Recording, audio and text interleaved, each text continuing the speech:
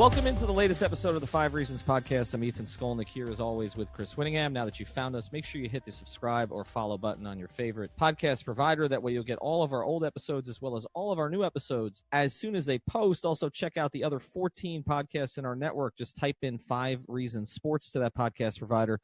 They will all come up. Obviously, we're spotlighting 3 yards per carry. They did 5 episodes leading up to the draft. They had a bunch of people potentially going at number 13.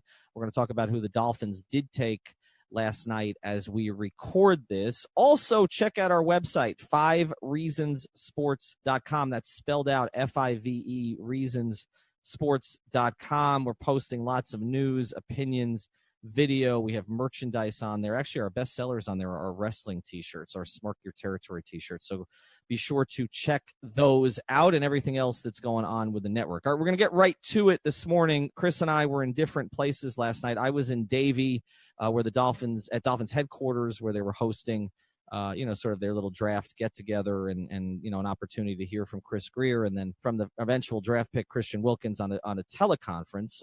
Chris was at the stadium, different experience there, and we're going to talk about kind of how we experienced it in those 2 places. But I want to start here. It's rare, Chris, where I think Dolphin fans come out of a draft feeling pretty good. And considering all the options that we talked about, whether it was taking a quarterback or trading down, trading out, or the first round entirely, which is something I thought might happen. I did poll it last night right after the draft pick, and kind of the quick take from about 1,700 voters was 81% in favor of the draft pick of Christian Wilkins, the defensive tackle from Clemson. I don't know if that's in part because he seems to be the most charismatic person they've drafted in about a quarter century. And I'm not exaggerating by that. I mean, it's not just the side bump of, nearly killing Roger Goodell, which, I'm not going to say it, but there's a lot of NFL players that, wouldn't have mind, but it's just, I go back and I was thinking about this, and this has been one of the problems with the Dolphin organization for so many years. It's not just that they've been mediocre. It's that they've been dull as hell. They've drafted dull people. They had the dullest quarterback in the league for 7 years. And that followed having the dullest quarterback in the league for like 3 years, and Chad Henne. Like they've had, and I love Jay Fiedler personally, but he ain't, like the Prince of personality, right? Like, so, I mean, they haven't had charismatic people at the most important position or the face of the franchise position.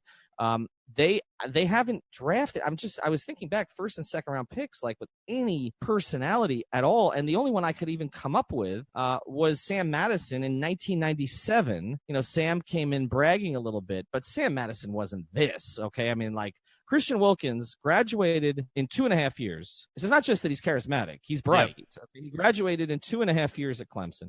He has a master's degree. Yesterday, he said to us at a teleconference, he said, I'm 23 with a master's degree. It sounds like a Drake line. And last night, and thanks for the retweet, Dwayne, I tweeted out, he basically, in a very positive way, called out Dwayne Wade, because he said, I know you guys, don't have a star down there after Dwayne left. Hopefully you'll love me someday like you love Dwayne. I mean, that's pretty bold. He also flashed his ice to us. He showed us his wrist. It was like comedy hour for 20 minutes. And all I can say is it's never going to be that good again, because the Dolphins are going to beat all of that out of him and have him spouting cliches like Marino used to. But Jason Jenkins, their lead PR guy, did say yesterday, he's like, how are we going to change that? So maybe they won't try. Maybe they need some personality. But I think, Chris, that may play into why Dolphin fans liked the pick, because he's fun, right? I mean, he's a defensive tackle, which is not a fun position typically.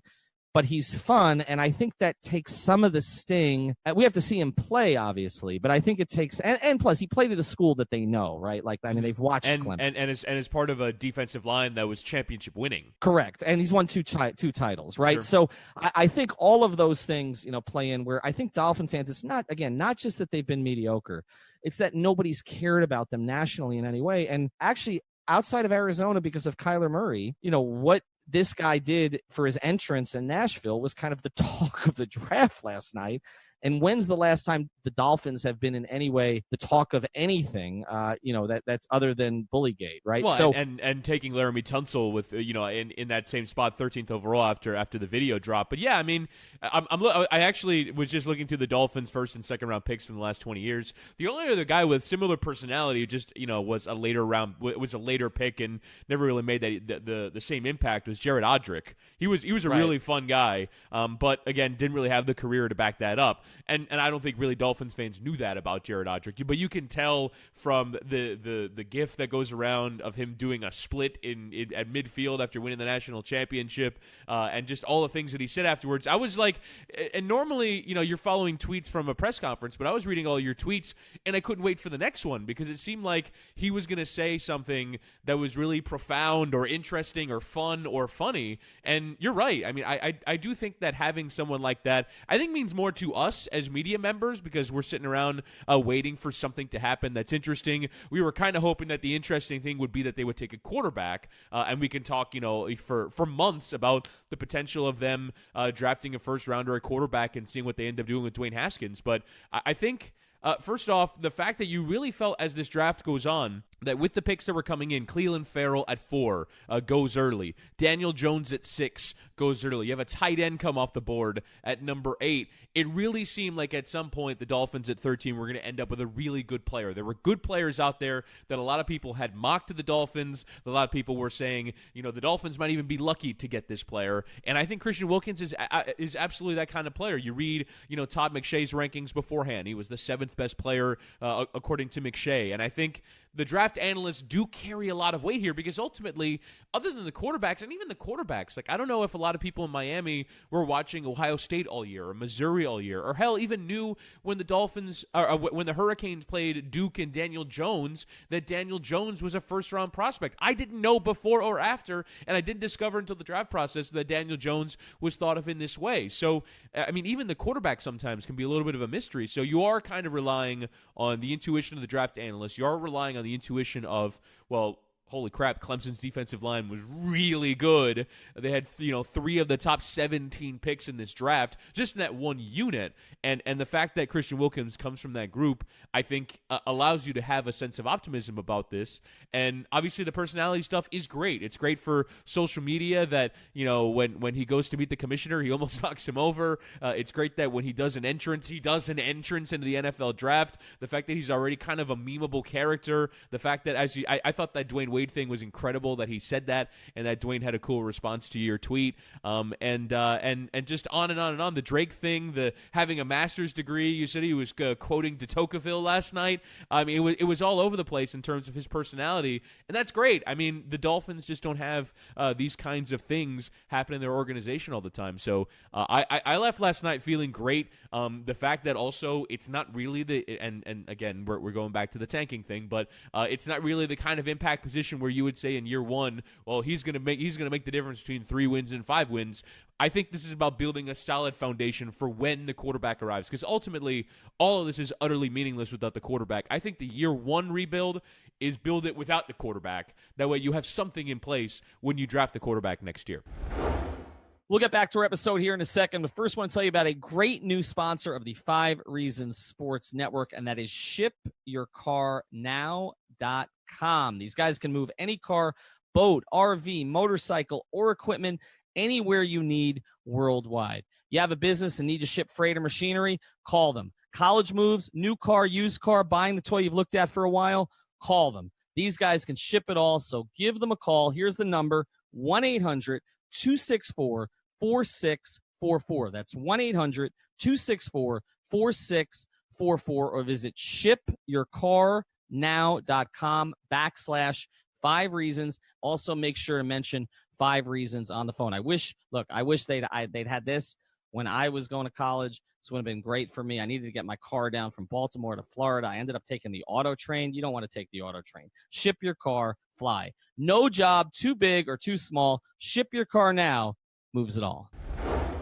Yeah, and it was, he also quoted George Washington Carver, like that. Just, I mean, all of a Oh, sudden, it was Washington Carver. I said de Tocqueville. It was Washington well, it Carver. could I'm have been. sorry. It probably was that too. I don't. I mean, he was just reaching into his bag, and he didn't want to leave. Like, that's the thing. Like, he, and the Dolphins Which is didn't funny stop because him. we on the radio broadcast were waiting for it to end so we could have him on the air and we could leave. Oh no, I can imagine you would, but the Dolphins, and I think to their credit, and I do think it matters. I do think it matters for them. It's not just about the media.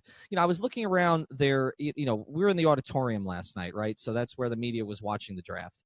And, that's where they brought Chris Greer into. And I'm looking at the pictures on the wall because they basically, they removed a bunch of photos there. And, over the years, I've been in that auditorium so many times over the past 20 years and seen so many crazy press conferences and so many promises unfulfilled. I mean, whether it's Bill Parcells or Nick Saban, all the people who've been up on that stage. All those slogans they put up on the walls. All the slow, smart, tough, disciplined with Sperano and Parcells in Ireland, all of these, right? But I'm looking up at the wall and I'm looking up at the photos, and there are good players there. Like, they had to reach a little bit to get to the 16 players they've got on the walls, okay? But there's good players there. There's a Xavier Howard, there's a Laramie Tunsil, there's a Kenny Stills. I mean, there are quality players there. But there is nobody to be the face of the franchise. Now, typically the quarterback has to be the face of the franchise, right? That's the way that it works. And the Dolphins don't have that yet, and Christian Wilkins can't be that, okay? But I can see people going out and buying his jersey. And if I were the Dolphins, I would not restrict this. They need this, okay? And particularly, look, the Dwayne thing is important, okay?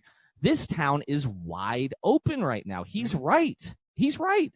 There's no one in this town. I mean, Sasha Barkov is the best athlete in this town, and could, as I've said, could walk across the street to Sawgrass Mills Mall, get lost at Banana Republic, and somebody would think he works there. Okay, no, there is nobody there. The Heat have no one. Okay, I mean, I noticed Justice is on a couple of, like, not billboards, but he's on some buses now. I noticed this recently, but it's for Fox Sports Sun. But he said that he wants to be the face of the franchise. We have to play like the face of a franchise in order to be the face of a franchise. He does, and I think the Heat are going to package the three of them together. To me, that's what I've heard. Okay, in terms of talking the marketing, that they're going to, provided they don't trade them, that they're going to package the kids, which is what we kind of wanted them to start doing. But obviously, they had Dwayne. But again, it's going to be difficult to do that because it's not a real big three. It's kind of a mini big, it's a mini three. Right? And also they're like the 7th, 9th, and 11th highest paid players on the team. Right, exactly. Right. Well, yeah. Or you could throw Waiters, Whiteside, and JJ on there on the buses. I don't know what that's going to do except make the buses more expensive to ride. But get them egged. So right, exactly. Yeah. I mean, the Heat don't create a little more room for Dion. The Heat don't have anybody. The Marlins, I mean, let's not even start, right? Like, the face of this town right now, maybe Manny Diaz. Like, he might, I mean, that's, and we haven't seen him coach a game yet. Right. Like, we don't even know if Miami's going to be that improved. Right. I mean, he basically went to the transfer portal just to fill out the roster. Like, I don't know if they're going to be any good or not good, but his story, okay, is like the story of South Florida, because he's Miami, because everything else, and because we thought we lost him and he came back, and it's positive. And I saw Mark Richt came out and said this was the right move ultimately. But like, there's nothing here. Okay. Like, there is no way in hell, okay, that a defensive tackle could become the face of a market, except right now. Like, this is the only town, okay, and the only time that could be the case. And if you think about it, like, the last premium defensive tackle they had, Ndamukong Suh, really bright guy in his own right, okay, guy who meets with Warren Buffett, right, to talk about, finance, but had no use for the media. Right, had no use for showing any personality, if he had any at all. Okay, not that he wasn't bright, not that he wasn't capable of speaking. He didn't want to. He didn't like the whole thing. Okay, so you have the polar opposite now. Now, again, he has to be able to play. Okay, and even if he does play well, like you said, we saw with Ndamukong Suh that you can have the best player in the league at that position. And Ndamukong Suh, I believe, during his time with the Dolphins, was a top 5 player at his position. That's what the metrics all showed. And it made no difference, right? Like, the defensive line was not good against the run most of the time that he was here, which was what he was paid to do. Even though he did his job extremely well, they didn't have the other pieces on defense or on the team as a whole to make it mean anything. So I don't, it's going to be hard for Wilkins to break through in that capacity, but I do think that the Dolphins should encourage this. Okay. They should. It's okay. You're a rookie. let him talk a little bit. I'm fine with it, okay? Because there's nobody else on his team who has the pedigree to be able to say to him, no, you haven't done it yet, okay? You got to wait your turn, right? And I feel like it's a little bit similar. I keep going back to the Jimmy Johnson thing, right? Because to me, that's the only parallel in this franchise's history to what the Dolphins are trying to do now. Now, Jimmy wasn't trying to tank. Jimmy came here promising Super Bowls. But Jimmy was building the foundation the first 2 years. He didn't know at the time who was going to be his foundation piece. His first draft pick was Daryl Gardner, okay, who was immensely talented but had a lot of issues, and they knew that when they drafted him. His second first-round pick was Yatil Green, who dropped to the ground right in front of me at his first training camp practice in 1997 and was never really heard from again. But Jason Taylor emerged from the third round, right? Zach Thomas emerged from the fifth round. I don't think in the history of the NFL there are better foundation builders than Jimmy Johnson. No, he was absolutely. Well, you go back to what he did in Dallas, and that's why we thought he was going to replicate it here. But of course, in Dallas, he benefited from the greatest fleecing of all time, right? Yeah. Like, I mean, that is. I mean, other than in professional sports history, other than what is typically done to the Marlins, it is the greatest because right now the with the Marlins, right now the Marlins are. I didn't think it was possible to make a worse trade than the Miguel Cabrera trade, but tried, the Christian Yelich trade is getting close. Okay, our guy Monte Harrison had better be good. Okay, because otherwise poor guy's got so much expectations on him. Oh, it's going to be, and we like him, but it's going to be a disaster otherwise. But other than what's been done to the Marlins, I cannot remember.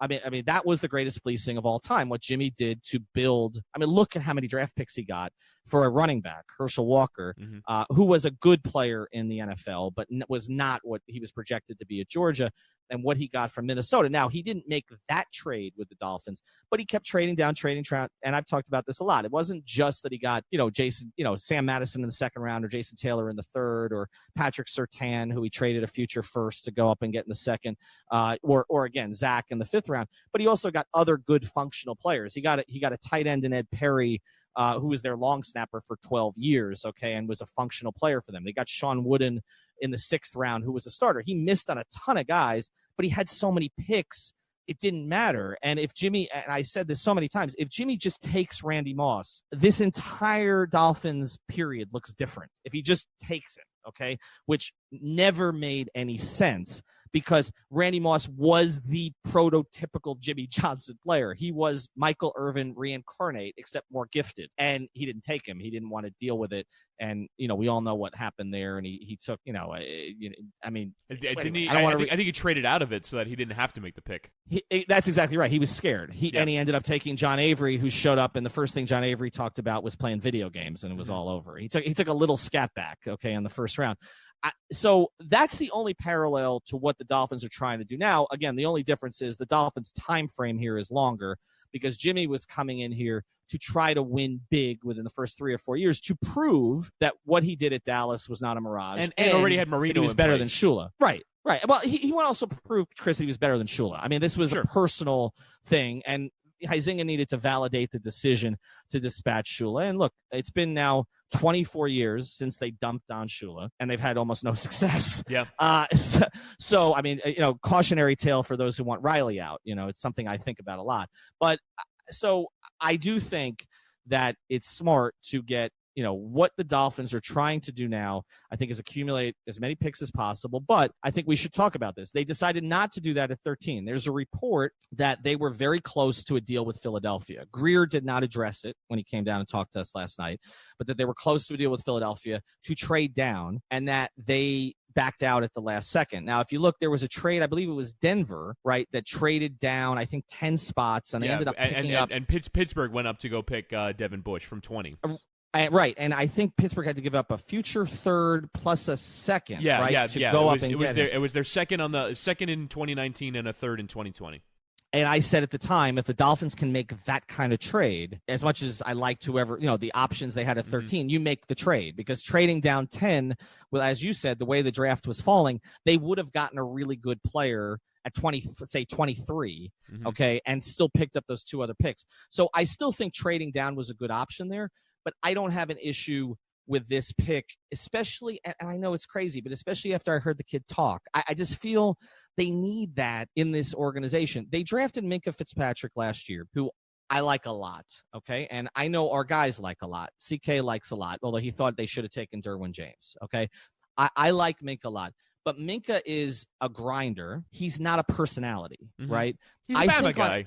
He's a Bama, and right. I think you can kind of see the differences between those two dynasties in college football outlined in those two players, right? They're both really good players. They both come from top college football programs, and yet you can see how the Clemson players are allowed to show a bit more of themselves, are allowed the opportunity. And that's why I always say, why would you ever send your kid to Nick Saban? Because you can win in other places and not have your kid berated. It seems like Dabo Swinney's program is more fun, and I think you kind of see that perfectly encapsulated in this kid. I do, but I think the fact, and he was asked about Minkah yesterday. He's like, "Oh, I forgot Minkah was on this team." Okay, but that he praised him. He said thought he was one of the best players in college football the past few years, which he was. Minkah was terrific at Alabama, but I think any defense. Great defense, which is what the Dolphins are ultimately trying to build, which is what the hire of Flores is about in a lot of ways. Any great defense, I think, needs a mix of personalities, okay? And I'm going to go back again to the defense that Jimmy built, right? Sam Madison was a more outspoken, in-your-face type personality. Pat Surtain was quiet. Like Pat, maybe not now. We think of him differently. Coach of American Heritage, moved on, his son and everything else. But Pat was kind of the quiet one in the set. Jason and Zach were polar opposite personalities. Jason was flash and glamour, and Zach was Zach. Okay, he was. I don't think you can have one type. I think when you look at the great defenses, you go back to the Baltimore defenses that they've had over the years, the Tampa defenses. Derek Brooks and Warren Sapp, right? Like Warren Sapp, my least favorite person I've ever had to talk to in sports. But Warren Sapp is Warren Sapp, right? He is in your face. Derek Brooks, quiet leader. Warren Sapp is more Christian Wilkins, okay?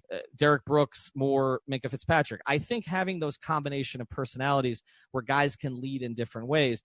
And also now they have, who I think are going to be the two core players in the defense, depending on what they do with Xavier Howard. Now they have two guys from, as we've said, the two premier programs in college football over the past, 10 to 12 years, right? I mean, particularly Alabama, but Clemson sort of. I was on the radio with Channing Crowder last night, and he was going, well, I mean, Christian Wilkins doesn't even have enough room for the rings on his fingers when you consider ACCs and national championships. Like, think about his career at Clemson and the amount of winning that he's done. And Minkah Fitzpatrick, the amount of winning that they've done. I mean, I don't know if that ends up becoming a valuable or translatable skill, but I mean, having players that have won things in your locker room can't be a bad thing, particularly when and Wilkins made a point to say this. I'm the kind of guy that you bring in to change a culture. And look, these are for me totally abstract concepts. We don't know how much they actually work in practicum, but I mean, if these things are important towards building championship teams and building what Brian Flores and his coaching staff want to build here, then having players that have won championships in their previous stops is not a bad place to begin. If they can play, right? If they can play. That's the key thing. But I think what they found here, and you mentioned this when we did the pod leading up, that with CK, that the Dolphins have kind of lucked into, slipping players that 3 times now with Tunsil and with Fitzpatrick. I would even say with Devontae Parker, although that's not really lucked into. That's more like that happened. Yeah. But like I mean, on draft night, it felt like Devontae Parker slipped to you. It did, right? It's funny though. I don't think he's one of the 16 photos in that room, which is interesting. I don't think I don't want a contract extension. I will look tonight. But I don't believe he's one of the. I think Jakeem Grant is, but I don't, and Albert Wilson is, but I don't believe Devontae Parker is. But I think, look, if you can play, and that's going to be the key thing here. But it does look like he was supposed to go higher. He slipped to them. They didn't take Jeffrey Simmons, who if they had taken Jeffrey Simmons, everybody would have said, okay, they just punted on the season. And look, I know CK was somewhat in favor of that. Greedy Williams, who our Uptown report, Alfredo Arteaga had going to them, still hasn't gone, right? Like he slipped completely out of the first round. Corners, I thought it was a weird draft in the sense that the guys at the premium positions, other than quarterback, did not go high. Corners all slipped. The defensive ends, there wasn't quite the run on defensive ends early, which you would have anticipated. The tackle position was not, which is another premium position. I'm talking about offensive tackle, was not. Doesn't go until 22 or 23. The guy out of Florida, I think, is still on the board, isn't he? Juwan Taylor's still in, but yeah, Juwan Taylor's still on the board, yeah. So the premium position guys did not go. And then, obviously there were other things in the rest of the draft. This reference probably goes over your head, but I have a very close friend who's a big Giants fan, as his kids. He lives in New York. And I texted him. I said, "How you feeling?" Because I know Will Manso, who's a big Giants fan, I think he's dead in Nashville somewhere in an alley. But I asked him, "How do you feel about Daniel Jones?" And he goes, "I think it's great that my kids get to relive the Dave Brown era." Yeah, and you won't be surprised of the person who made this reference, but the guy who reminded us of this on the draft coverage last night was Captain Curtis from 790 The Ticket. I was with him at Hard Rock Stadium. He goes, "Hey, welcome to the Dave Jones era," and a quick Google search. Oh, okay, that makes sense. Yeah, exactly. Yeah. It's not great for the Giants, but we talked about this on so many pods. Quarterbacks always get overdrafted. Like I think we had a conversation about which was my hope. I thought there'd be more. Well, I mean, but where they went though. Let's go back 2 months, right, before Kyler Murray makes the decision. Nobody was, wasn't going to play baseball. Nobody was projecting him as number 1 overall pick, right? It was, we thought he was like CK's little secret. Like then he wasn't. And then Daniel Jones, as you mentioned, nobody was projecting him during the season as a top 10 pick. I mean, to me, it's Christian Ponder all over again. It's EJ Manuel Blaine all Gabbert. over again.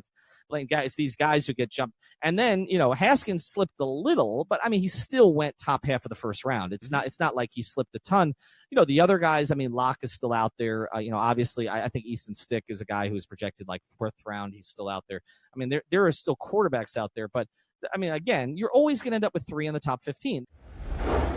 We'll get back to today's episode in a second, but first I want to tell you about one of our new sponsors here in the 5 Reasons Sports Network, and that is the attorneys at Seltzer Mayberg. Find them at onecalllegal.com. That's ONE calllegal.com, or actually call 855 5000 Law LAW. They handle cases including but not limited to car accidents, slip and falls, and any personal injury matters. Additionally, if you mention 5 Reasons, they will handle your traffic ticket for $44.99 with a new 15,000 square foot office opening on I-95 in North Miami. They will handle cases all over South Florida. Call now with 24/7 service for a free consultation. OneCallLegal.com or 855-5000 Law. The attorneys at Seltzer Mayberg, a proud sponsor of the 5 Reasons Sports Network. Let's pivot to this here before we close. So there are reports this morning, I think Ian Rappaport had it, that the Dolphins are still engaged in conversations about Josh Rosen. And Chris Greer was asked about it yesterday, and he demurred. He did not address it, kind of moved on to the next question. You take a look. There's 2 things I think that are really interesting from a quarterback perspective as they affect the Dolphins. One of which was something that our Adam Smoot from Ballscast and Simon Clancy from 3 Yards Per Carry both noted. I cannot believe the 2 of them agree on something, but neither could Smoot. But basically what's happened is a lot of teams have just taken themselves out of the quarterback running for the next couple of years because they're now committed to other guys. And we saw that with Washington, which may never get Alex Smith back. And so they obviously have moved on, and they drafted Haskins. We see that with the Giants, who waited, in my view, 2 years too late to replace Eli, and so they ended up with an ordinary guy in Daniel Jones, the next Tannehill, as they said on the NFL Network broadcast last night. He's either Tannehill or Matt Ryan. It's funny, with the Dolphins, they get dragged into everything, right? Because Tannehill and Matt Ryan are like the polar opposites. Like, we didn't take Matt Ryan number 1 overall, but we took Ryan Tannehill in the top 10. And, these are the extremes of what Daniel Jones could be. But those 2 guys both said, basically that the Dolphins, in terms of getting Tua or getting Herbert or getting Fromm or getting any of these other quarterbacks, there's going to be less competition for those quarterbacks over the next year and a half, 2 years, because these other teams are now committed to young quarterbacks. Buffalo's committed to Josh Allen. The Jets are committed to Darnold. All of these teams are committed to guys that they've taken, unless they have regime changes like Arizona had, where they give up on a guy after 1 year. So in that context, does it change your view of going after Josh Rosen?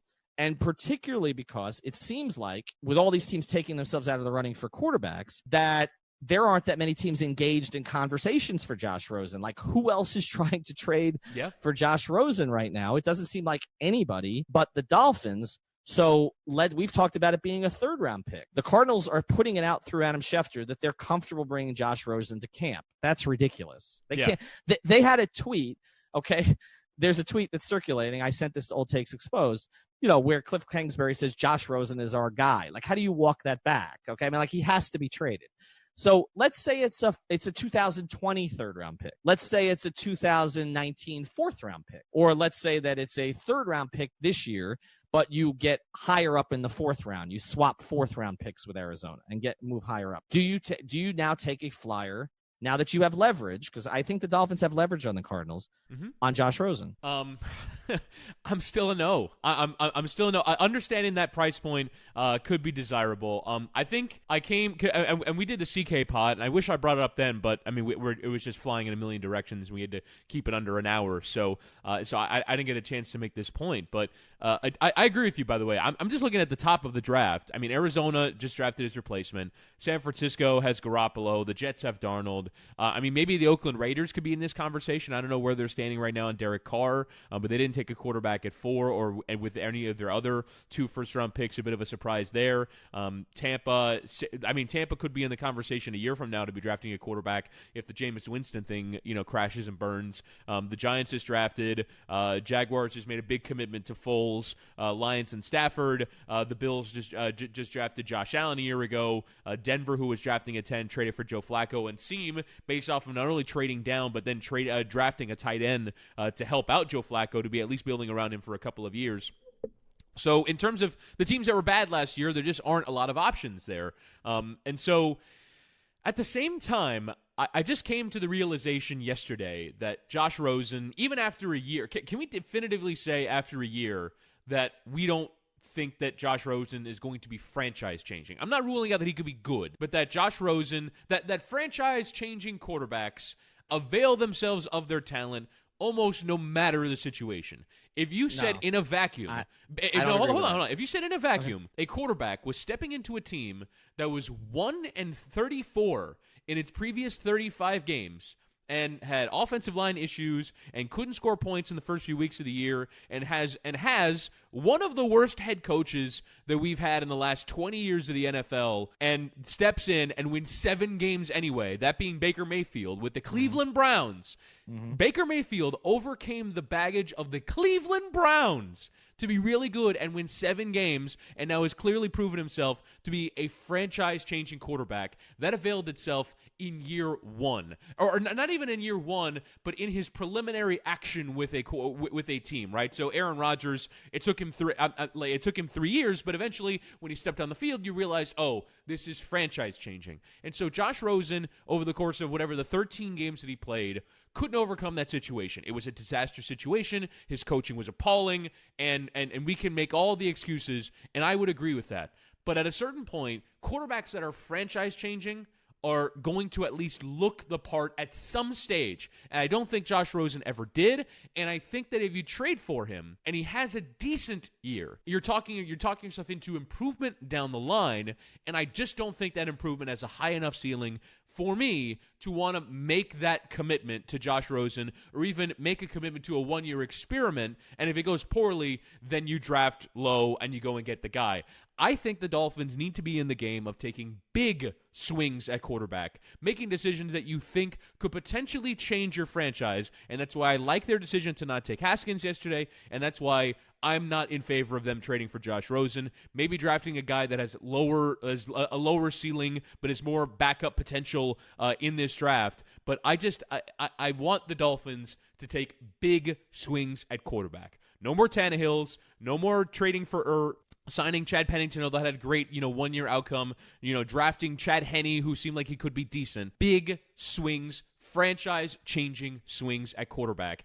And I think I can say after 1 year that I'm out on Josh Rosen potentially being that. Well, I think you're just scarred by the Tannehill experience. And I think you're afraid that – I think the biggest fear that you have is the same fear that CK has, which is that he's okay enough that the Dolphins talk themselves into him. And I understand where that comes from, because they did that for 7 years and made excuses for Tannehill over and over and over. I get that. I understand that.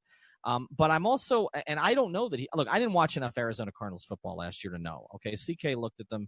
He says the numbers were horrible for Rosen. He says a lot of it was his fault. It wasn't just the personnel around him. All right. So I'm going to trust CK on that. I didn't watch enough. I watched a lot of Josh Rosen in college.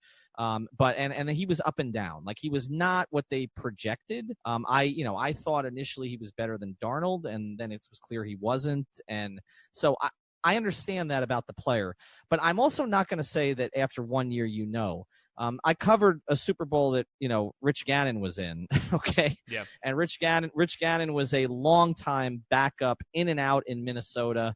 And then he was league MVP. I covered 2 Super Bowls that Kurt Warner was in, and Kurt Warner was bagging groceries in, Cedar Rapids, Iowa.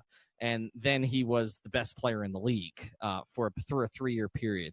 I don't know necessarily that you can make an assessment. I mean, I saw Brad Johnson, who was considered to be a career backup. You covered a Super Bowl that had Drew Brees in it. We didn't know he was this until year 6. Right. Now, and Brees was good. I mean, he was better than those guys, but he wasn't right. People thought he was done after the shoulder, like he was, and they drafted Phillip Rivers to replace him. Like that was not. The entire time he was in San Diego, you never thought this is a Super Bowl winning quarterback. No. And now he's in my view, a top 10 quarterback of all time. Yeah. So I don't, yes. Are there some guys like Marino, I witnessed Marino's rookie season, and I was talking myself into Ken O'Brien, okay, because I was living in New York, and then you're like, holy shit, okay, nobody has ever thrown a football like that before. What is that, okay? And and Dolphin fans were used to David Woodley, may he rest in peace, and they're watching this, and you've got this cocky guy who'll throw to any spot, and he's making stars out of guys like Duper and Clayton, who were drafted in the 36th round, okay, like that. Yeah, there are some guys who show immediately. Like you said, Aaron Rodgers took time. I don't know what Aaron Rodgers would have looked like his first year. Let's say that Favre's not there. Let's say that Rodgers plays his first season. Rodgers slipped in the draft. There were a lot of people who said, don't take a Jeff Tedford quarterback, right? There were so many poor experiences with that. Is Aaron Rodgers, if he doesn't sit the 3 years? Is Steve Young went to, was playing for, what was it, the Los Angeles Express or in the USFL, okay, the league that Trump ruined, and he was a disaster there. He was a disaster in Tampa Bay. Go on YouTube and watch Steve Young in Tampa Bay. Steve Young is a top 15 quarterback of all time, okay? He made his own name in San Francisco. He's arguably the most efficient quarterback of his entire era if you look at the passer rating and everything else. I'm not saying Josh Rosen's going to be Steve Young or even Rich Gannon or even Brad Johnson, okay? I don't know. But I think to say that after 1 year playing in that situation, I think is extreme. That's why I don't have a problem with the Dolphins flipping a draft pick. Now, I will say this. I'm a little more out on the trading of a 2019 third. And the reason for that is because they didn't trade down out of the first round. So they haven't accumulated more picks. Like if let's say they traded out of 13 to 23. Maybe they don't get Wilkins, but they take Jeffrey Simmons. They take one of those guys. They take Jawan Taylor. They take Jeffrey Simmons. They take Greedy Williams at 23, but they've accumulated a future third and a second or something, or a third and a third. Sort of something similar to what Denver did with Pittsburgh. If that's the case, I was a little more in on dumping a third-round pick because you have other currency. So what's the difference? Trade the pick, take a flyer on the quarterback. They didn't do that. They took a player. I don't have a problem with it. As I said, I liked it. But you don't have the extra picks now. And so now, to me, I think you're in a leveraged position. I don't think there's any harm in trading. If you can trade a 2020 third, I think you do it because even though, again, it may be a high third-round pick because you're going to be bad, but everything next year is about getting the quarterback, right? So you lose that currency, but you can trade a 2021 if you need to package and move up. Let's say you're the third overall pick and you need to move up to first. So I'm a little more out on trading this year's third, but Chris, I'd still do it. To me, I think it's worth the flyer. I think if he becomes a high-level backup, you can flip him again for a third. What was the worst situation with New England? They had Garoppolo. They got a second for him. People didn't think it was enough, but they got a second for him, okay, playing behind Brady and barely playing. I mean, he played, 2 games before he got hurt? Yeah. I just always think you come out with a quarterback. Now, I could be talked into one of the guys that CK likes. I mean, let's say Drew Lock slips further, right? Yeah. If you take him in the second round, I have no problem with that. Right. What if you really like, Easton Stick in the 4th round, and as you said, he's more of a project player. I mean, look, Washington, took Kirk Cousins late in the draft, the same year that they took Robert Griffin III. Who knew that first year that Cousins was going to be the guy getting $1 billion contract with Minnesota ultimately? Like, you don't know. So I think they have to come out of this draft with a quarterback. I think that's imperative. It could be 4th round, 5th round, whatever. Come out with somebody that you can develop who will be a better long-term option for you than David Fales or any of these guys. To me, that's better than going and getting a guard. Go get your guard in free agency. It's ridiculous. That's sort of the way that I. We'll get back to our episode here in a second. But first, we've had a lot of inquiries about how you can contribute to the 5 Reasons Sports Network other than just giving us money, which we'll certainly take, or being a podcaster, and I have too many bad ones already. So here's an idea if you want to get involved with us, and it goes beyond our new website, 5reasonsports.com. We are looking for sales representatives. Why? Because we have a lot to sell. We sell ads on our podcast. We sell ads on social media.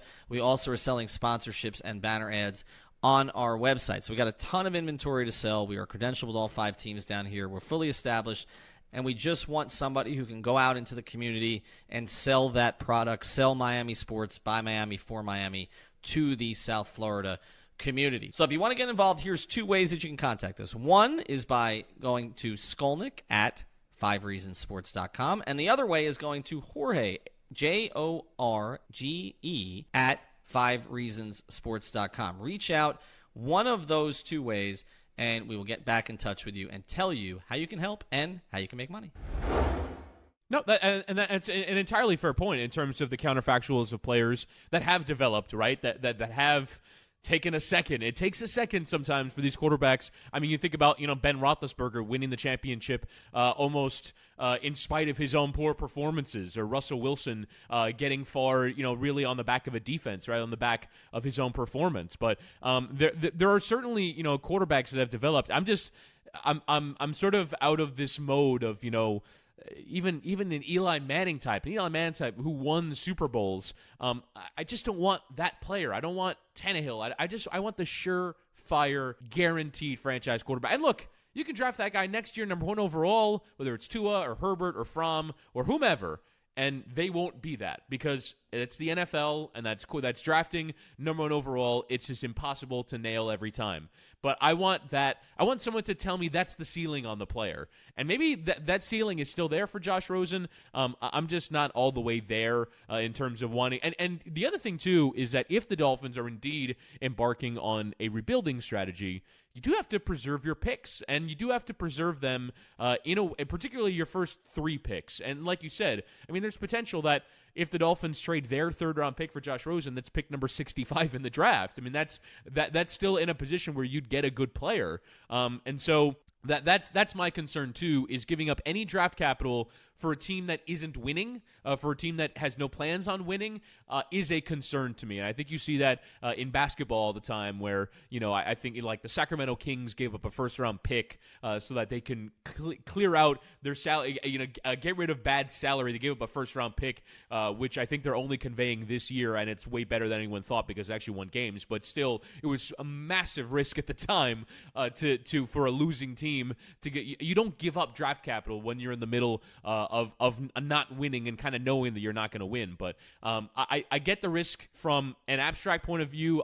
We've been scarred by, I remember summers and getting into fights with people over Chad Henne and obviously over Tannehill and again and again and again and again with these guys that just aren't good enough. And Fiedler, right? Fiedler, and even trading for AJ Feely when it happened, right. There was the argument of, is that good enough? I mean, the argument is always, is that good enough? And I'm just waiting for the Dolphins to draft someone or go for someone that there is no doubt when it happens that you are taking a potentially franchise-changing guy. But what I said, and I think we close here, what I said to Dolphin fans last night on Twitter is all of you who are saying we're all in for Tua and don't get too good and don't take a quarterback and let's make sure we suck, you better not complain after the 13 losses next year. I don't want to hear it. No, if you're all for the tank, you got to be all for the tank. Okay, You cannot then complain about this decision or that decision or this player or that player. I mean, yes, obviously you can expect better from certain guys, and there's certain guys on this team, even as threadbare as the roster may be, that you have expectations for. You have expectations for Xavier Howard. You have expectations for Laramie Tunsil. You have expectations for a handful of other guys. But you can't have it both ways. And I feel like Dolphin fans, and I feel like Heat fans to a certain degree do too. Like there's Heat fans that are, for the tank, but then they're complaining about what Whiteside is contributing or Waiters is contributing. Look, it's one or the other. Okay. It's one or the other. Like and so I don't want to hear it next year. Like, and we've talked about this. There's a difference between casuals and hardcore fans, and Especially the casual in football. fans, especially in football, and the casuals are going to bitch. Why does this team suck so much? Is it Brian Flores' fault? Okay. Did they get the wrong coach again? Like, no, like if that's what this is about, if this is about making sure you're bad, then that cannot be perceived as bad when it happens along the way. Okay. It's all part of it. But I think this is the appropriate place to close. With the Dolphins' luck, we know what's happening. Tua is going back to school, and so we're gonna come out of this next year, and he's gonna decide to go back to school. And what if the Dolphins look so pathetic this year that influences Tua's decision? What if they're such a bad number 1 overall pick team that it's a little easier for Tua to say to his parents who want him to stay in school, yeah, I'll give this another year. I don't really want to be in Miami. These are all possibilities that have to be considered. That's why I've said so many times, I understand what the Dolphins are trying to do, but I think you can't operate scared of success. If you have accidental success, then let's look for the benefits of that, because it means that you've got maybe some better players than you expected, and maybe there's more that you can build around. Like everybody's saying I'm too negative on the account. Let's look for some positives next year if we're going to do this. Especially those who are pro tank, because if you're pro tank, I don't know how then you can come out of a game and be calling our buddy Zach Duarte, okay, and letting Zach scream about how pathetic everybody is. Like last year, that was okay. Adam Gase had set a different expectation level for this team. He'd had 3 years. His offense was historically bad. Good luck, Jets. Okay, good luck, Le'Veon Bell. Like, that's understandable, like, that you'd have the fans and Zach Duarte pissed off. But at this point, Zach's got to have a smiling face. The fans got to have a smiling face if they lose, because this is what a lot of you wanted. It is, and it's what you wanted, and it's what you're afraid of losing. That's what you're afraid of losing. So, anyway, we'll get to more of this. We'll probably do a recap episode, I would guess, right? Maybe Sunday night into Monday or Monday morning. When the whole draft is over, so we can evaluate it. But hopefully this gets you through the day. I will be at Dolphins camp again today or tonight for the second and third rounds. So probably post some stuff on 5reasonsports.com. Make sure you check us out. It is free.